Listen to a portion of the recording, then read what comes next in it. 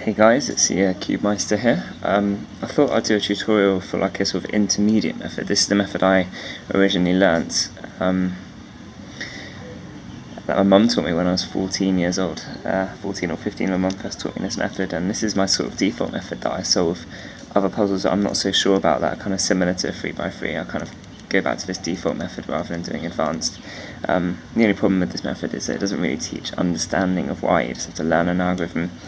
I don't know why it does what it does, it just does it. And that's the only reason I don't like this method to teach, but I think it's the easiest method to learn, so I'm going to talk you through it. First step is just to do a whole layer.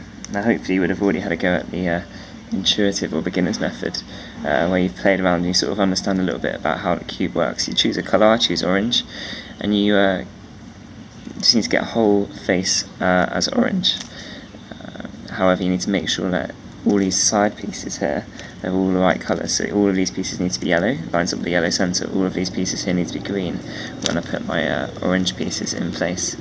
And you can do that however you want. You could do a cross first, and I'll talk a bit more detail about how that's done, but you could do a cross first and then insert all of the edge pieces, or you could just go ahead and do the whole thing like I do. And I like it, it just sort of makes it different each time. There we go.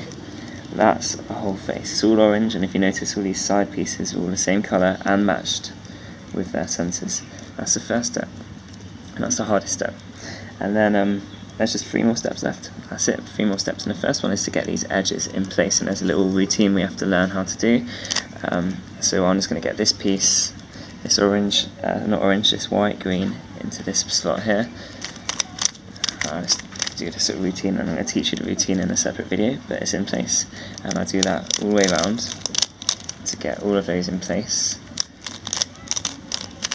And finally, there we go, finally I've got my orange there, and then I've got my middle layer done as well. It's my first 2 layers, I do it with orange on the top.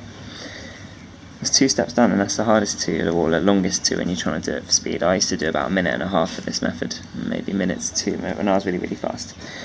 Anyway, you've got the first 2 layers. Now we get our corners sorted out, so we learn a routine to get our corners done, and there isn't really any understanding. I mean, I could analyse the corners, etc., but I'm not really going to bother. Here we go, everything's already in the right place, all my corners are in the right place, so I do a special routine which we'll learn about, an algorithm or routine, whatever you might want to call it, and you just have to learn it off by heart, and you'll be able to do it.